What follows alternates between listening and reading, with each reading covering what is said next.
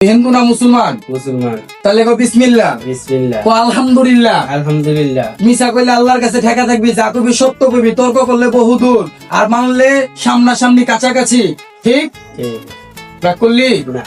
তাইলে এখন তোর পকেটে যখন টাকা থাকে তুই সেলুনের আশেপাশে না আটো, ওই সময় তোর অনেক সেলুনে ডাক হয় যে ভাই কি হইলো, আপনি দিয়ে আহেন না, আমাদের দোকানে চুল কাটতে আহেন না। ঠিক রাগ করলি না।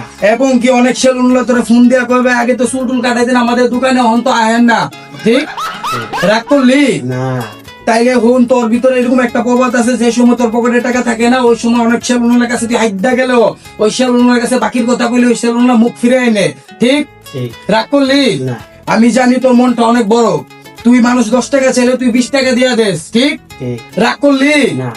তাইলে আমার তুই আজকে 100 টাকা দিবেন, দুই বেলা ভাত খামো। রাগ করলি না। লাগতো না। তুই আমার দিলে আমি করতে নিবো না, রাস্তার মানুষরা যারা আমার হাইডা দেয় আমি তাদের থেকে নেই না, অনেকে খুঁজা নেই।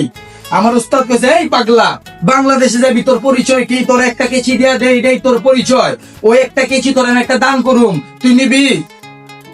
রাগ করলি না। তুই আমার 1000 টাকা দিবি, তোর আমি ওই কেচিটা দান করে দিমু। ঠিক ঠিক। রাগ করলি না। তাহলে দে। मारो मुझे मारो मारो मुझे উস্তাদের কথা স্মরণ করে তোরে আমি একটা কেচি দান করে দিলাম, এই কেচিটা তুই সবসময় রাখবি, সবসময় নিজে নিজে চুল কাটতে পারবি 1 বছর। তাহলে রাইখা দে বাবা, ভালো থাইস, আমিও ভালো থাই।